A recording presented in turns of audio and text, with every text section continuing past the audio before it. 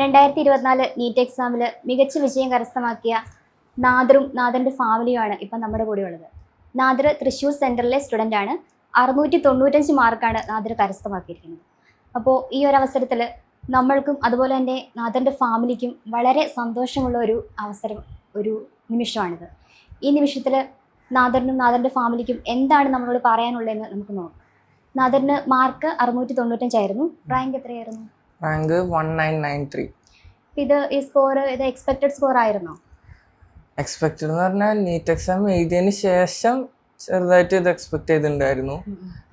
പിന്നെ ഞാൻ പഠിക്കുമ്പോൾ തൊട്ട് ഇങ്ങനത്തെ ഒരു എയിം വെച്ചിട്ടാണ് പോയത്. റിസൾട്ട് വന്നു കഴിഞ്ഞപ്പോൾ എന്തായിരുന്നു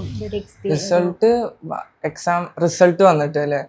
റിസൾട്ട് വന്നപ്പോൾ നല്ല സന്തോഷം ഉണ്ടായിരുന്നു. നമ്മള് വർക്ക് ചെയ്തതിനുള്ള റിസൾട്ട് കിട്ടി, എല്ലാവർക്കും സന്തോഷമായിരുന്നു, കുടുംബം മൊത്തം ഹാപ്പി ആയിരുന്നു. സ്കൂൾ പഠനമൊക്കെ എങ്ങനെയായിരുന്നു? എവിടെയായിരുന്നു സ്കൂള്? ഞാൻ 10ാം ക്ലാസ് വരെ പുറത്തായിരുന്നു, അബുദാബിയിൽ. പിന്നെ 11th 12th ഈ എൻട്രൻസ് വേണ്ടിയിട്ട് ഞാൻ നാട്ടിലേക്ക് വന്നിട്ട് ഇവിടെ ദേവമാത എന്ന് പറഞ്ഞ സ്കൂളുണ്ട് പാട്ടറയ്ക്കിൽ. അവിടെ റെസിഡൻഷ്യൽ അവരൊപ്പം ചെയ്തു. എന്നിട്ട് റെസിഡൻഷ്യൽ +1 അത്ര നന്നായി പഠിച്ചില്ല, +2 അത്യാവശ്യം പഠിച്ചു. പക്ഷെ കുറച്ച് പഠിക്കാൻ ലേറ്റായി തുടങ്ങാൻ. അപ്പോൾ അതിൽ ഞാൻ ഫസ്റ്റ് ടൈം നീറ്റ് അറ്റൻഡ് ചെയ്തപ്പോൾ 535 കിട്ടിയത്. അതുകൊണ്ടൊരു കാര്യമില്ല എന്ന് മനസ്സിലായി. എന്തായാലും ഇതിലേക്ക് ഇറങ്ങിയെടുത്തല്ലേ റിപ്പീറ്റ് ചെയ്യാൻ തീരുമാനിച്ചു. പിന്നെയാണ് ഞാൻ നമ്മുടെ റിപ്പീറ്റ് ക്യാമ്പസ് തൃശ്ശൂർ വരുന്നത്.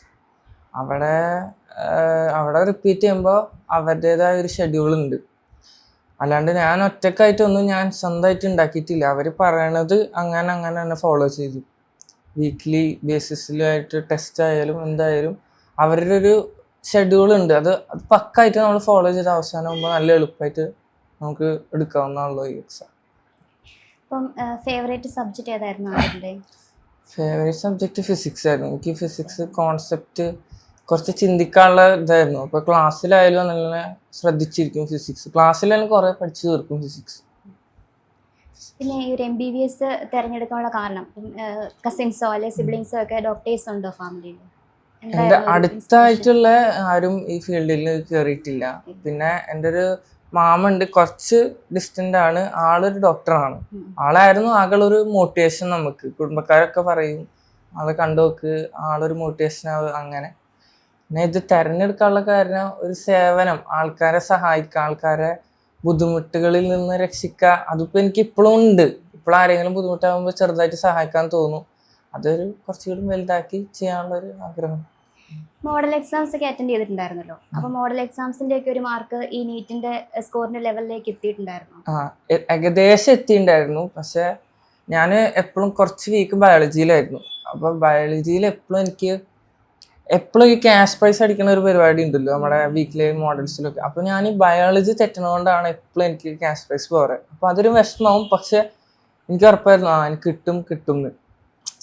ഫൈനൽ എക്സാമിലായപ്പോൾ എനിക്ക് ബയോളജി ഫുൾ മാർക്കായിരുന്നു. അതെനിക്ക് ജീവിതത്തിൽ കിട്ടിയിട്ടില്ല. +1 +2 റിപ്പീറ്റ് ചെയ്യുമ്പോൾ ഒന്നും കിട്ടിയിട്ടില്ല. അതൊരു വിശ്വാസം, പിന്നെ ആ സമയത്തിൻ്റെ പിന്നെ പഠിച്ചവൻ്റെ ഒരു ഹെൽപ്പ്, അതൊക്കെ കൊണ്ടൊക്കെ ആ സമയത്ത് എനിക്ക് ബയോളജി, അതാണ് എൻ്റെ ഹയസ്റ്റ് മാർക്ക്. അതൊക്കെ ആ ഒരു സമയം കൊണ്ട് ഉണ്ടാവുന്നതാണ്. പിന്നെ നമ്മുടെ ചെറിയൊരു ഹാർഡ് വർക്കും.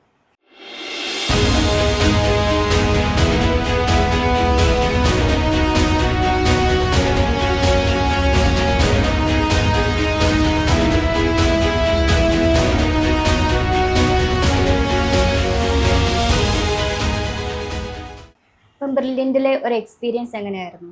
ഈ ഒരു 1 ഇയർ എക്സ്പീരിയൻസ് പറഞ്ഞാൽ ടെൻഷൻ അവർ പരമാവധി കുറച്ച് തരുന്നായിരുന്നു. ക്ലാസ് ടീച്ചർമാരൊക്കെ എപ്പോൾ അവരെ മുഖത്തേക്ക് നോക്കുക തിരിച്ച് ചിരിക്കും. അവരെപ്പോഴും അവർക്ക് ഇഷ്ടം പോലെ സ്ട്രെസ് ഉണ്ടെങ്കിൽ അതൊന്നും അവർ കാണിക്കാണ്ട് നമ്മുടെ ബുദ്ധിമുട്ടൊക്കെ അവർ മാറ്റിത്തരാൻ നോക്കുമായിരുന്നു.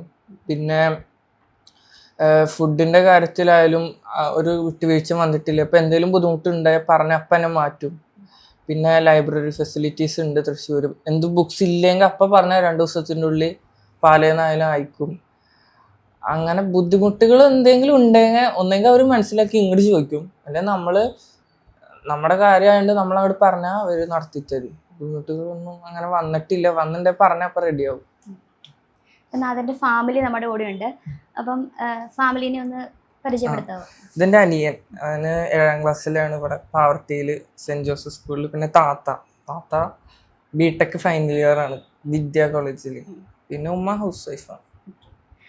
അപ്പോൾ ഉമ്മയോട് ഇപ്പം മോൻ്റെ റിസൾട്ട് വന്നപ്പോൾ ഉമ്മയ്ക്ക് എന്താ ഫസ്റ്റ് തോന്നിയത്? എന്തായിരുന്നു ഒരു റിസൾട്ട് അറിഞ്ഞപ്പോൾ ഉള്ള ഒരു ഒന്ന് ഷെയർ ചെയ്യാം. വളരെ സന്തോഷം തന്നെയാണ്.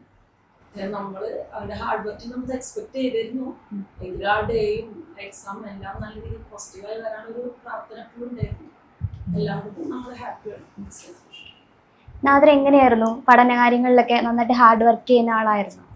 ആള് ഹാർഡ് വർക്ക് ചെയ്യുന്ന ആളാണ്. പിന്നെ ചിലപ്പോ ഈ എന്താ പറയുക, ഫിസിക്കൽ ചിലപ്പോൾ ചില ദിവസങ്ങളിൽ ആള് വീക്ക് ആകുമ്പോൾ അന്നൊരു ദിവസത്തെ ക്ലാസ് സ്കിപ്പ് ചെയ്താൽ അല്ലെങ്കിൽ അന്നത്തെ നോട്ട്സ് ആള് വീട്ടിൽ വന്ന് റിവൈസ് ചെയ്യാനൊക്കെ മിസ്സാക്കിയാലും പിന്നീട് അത് നോട്ട് ചെയ്ത ആള് വീണ്ടും റിവൈസ് ചെയ്തും കാര്യങ്ങളൊക്കെ ചെയ്തു. അപ്പൊ കറക്റ്റ് ബ്രില്യൻ പറഞ്ഞ അതേ ഷെഡ്യൂളിൽ എല്ലാം പഠിച്ചു പോയി എവറി ഡേ എല്ലാ ടോപ്പിക് എഗെയിൻ വീട്ടിൽ വന്ന് അല്ലെങ്കിൽ പിന്നീട് റിവൈസ് ചെയ്ത് പോകുന്ന ഒരു സിസ്റ്റം ആൾക്കുണ്ടായിരുന്നു. ആ ഒരു ഹാർഡ് വർക്ക് ഉണ്ട്. പിന്നെ മെയിനായിട്ട് ബ്രില്യൻ്റെ സപ്പോർട്ട് തന്നെ. അവർ എക്സാമിൻ്റെ വേ ഓഫ് പ്രിപ്പയറിങ്, ഒരു പാറ്റേൺ ഓഫ് എക്സാം അവർ കൊടുക്കുന്ന ഒരു പ്രിപ്പറേഷൻ, അതൊക്കെ തന്നെ അതിന് ഏറ്റവും വലിയ സപ്പോർട്ടായിരുന്നു. സിസ്റ്ററിന് എന്താ പറയാനുള്ളത് നാദറിനെ കുറിച്ച്? നാദറിൻ്റെ ഈ നേട്ടത്തിൽ നല്ല സന്തോഷമുണ്ടല്ലോ, അപ്പം അതിനെക്കുറിച്ച് എന്താണ്? നല്ല സന്തോഷമുണ്ട്. കാരണം അവൻ വർക്ക് ചെയ്യണമെന്ന് ഞാൻ കണ്ടിട്ടുണ്ട്. അപ്പോൾ അതിൻ്റെതായിട്ടുള്ളത് നമുക്ക് കിട്ടിയിട്ടുണ്ട്. അതെനിക്ക് മസാല സന്തോഷം. മോനെന്താ സന്തോഷമായില്ലേ ചേട്ടൻ? ഓക്കെ.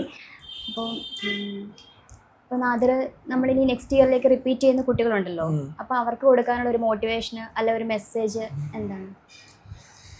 മെസ്സേജ് എന്ന് പറഞ്ഞാൽ പെൻഡിങ്സ് ഒന്നും വരുത്താണ്ടിരിക്കാൻ നോക്കുക ഫസ്റ്റ്. ബിക്കോസ് പെൻഡിങ്സ് എന്തെങ്കിലും ചെറുതായി വന്നാൽ അത് അപ്പം തന്നെ കംപ്ലീറ്റ് ചെയ്യാൻ നോക്കണം. ബിക്കോസ് എനിക്ക് എന്താണെന്ന് വെച്ചാൽ ഞാൻ പെൻഡിങ്സ് തീരെ വെച്ചിട്ടില്ല.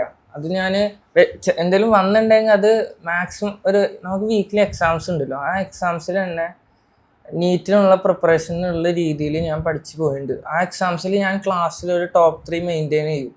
അപ്പോൾ എനിക്ക് അവസാനം ഇപ്പോൾ തീരെ ബുദ്ധിമുട്ട് തോന്നിയിട്ടില്ല. ഞാൻ കുറച്ച് റിലാക്സ്ഡ് ആയിരുന്നു. വാപ്പൊക്കെ ചീത്ത പറഞ്ഞിട്ടുണ്ട്, നീ എന്തിനും ഇത്ര റിലാക്സ്ഡ് ആണെന്നൊക്കെ പറഞ്ഞിട്ട്. പക്ഷെ അത് എന്തുകൊണ്ടാന്ന് വെച്ചാൽ ഞാൻ ബിഗിനിങ്ങിൽ തൊട്ടേ ആ വീക്ക്ലി എക്സാംസ് എൻ്റെ മെയിൻ എയിമായിരുന്നു. അതിൽ ഞാൻ വിട്ടുവീഴ്ച വരുത്തിയിട്ടില്ല. പിന്നെ എന്തെങ്കിലും പെൻഡിങ് ബാക്കി വരാം, എന്തായാലും നമുക്ക് എല്ലാം തീർക്കാൻ പറ്റില്ല. അപ്പോൾ ആ എക്സാം കഴിഞ്ഞ അന്ന് തന്നെ കറക്ഷൻസ് ചെയ്ത് ബാക്കിയുള്ള എല്ലാം പഠിച്ചു തീർക്കാൻ നോക്കും പരമാവധി.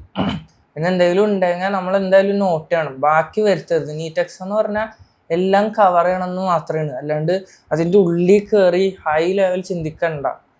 ജസ്റ്റ് അത് എല്ലാം കവർ ചെയ്യണം, എല്ലാം മനസ്സിൽ ഉണ്ടാവണം, ഓൺ ദ സ്പോട്ട് ആൻസർ മനസ്സിലേക്ക് വരണം, അത്രേ ഉള്ളൂ. അപ്പോൾ ഈസിയാണ് ബ്രില്യൻറ്റിൻ്റെ ആ ഒരു ഷെഡ്യൂൾ ഫോളോ ചെയ്യുക. അവരുടെ ആ എക്സാംസിൽ ഹൈ പൊസിഷൻ മെയിൻറ്റെയിൻ ചെയ്ത് പോയാൽ എളുപ്പം. ഉമ്മയുടെ ഒരു ക്വസ്റ്റ്യൻ, മോനെ ബ്രില്യൻറ്റിൽ ചേർക്കാനുള്ള കാരണം എന്താണ് ഈ എൻട്രൻസ്? ബ്രില്യൻ്റെ നമുക്ക് പല രീതിയിൽ നമ്മുടെ ഫാമിലിയിലാണെന്നൊക്കെ നമുക്കറിയാം. പലരും പോയിട്ടുണ്ട് കോച്ചിങ്ങിന്, നമുക്കറിയാം. അവരെ ചേർത്ത് അതിൻ്റെ റിസൾട്ട് നമുക്ക് ഉണ്ടാവുന്നത് നമുക്കറിയാം. അപ്പോൾ ആദ്യം നമ്മൾ 10th മുതൽ നമുക്കത് ഉണ്ടായിരുന്നു. നമുക്കൊരു കോച്ചിങ് സെൻ്റർ എന്നുള്ള രീതിയിൽ ചൂസ് ചെയ്യണമെങ്കിൽ അത് ബ്രില്യൻ്റ്. ഡ്രീം ക്യാമ്പസ് ഞാനിപ്പോൾ നോക്കണത് എയിംസ് നാഗ്പൂരാണ്, അല്ലെങ്കിൽ റായ്പൂർ. എയിംസ് ഇതിലേതെങ്കിലും കിട്ടണമെങ്കിൽ പോവും, അല്ലെങ്കിൽ നമ്മുടെ കോഴിക്കോട് മെഡിക്കൽ കോളേജിൽ കയറും. പിന്നെ വേറൊരു കാര്യം പറയാനുള്ള സപ്പോർട്ടാട്ടോ ഞാൻ പറയാൻ വരുന്നതാണ്.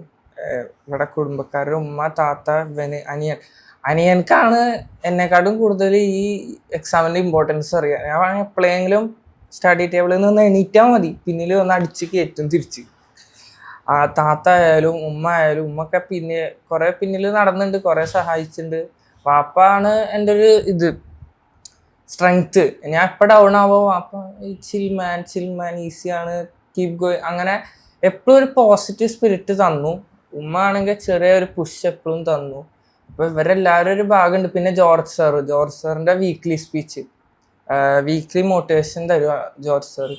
അത് 1000 കുട്ടികൾ കേൾക്കുകയാണെങ്കിലും നമ്മളെ നോക്കി നമ്മളോട് പറയണ പോലെയാണ് ജോർജ് സാറിൻ്റെ സ്പീച്ച്.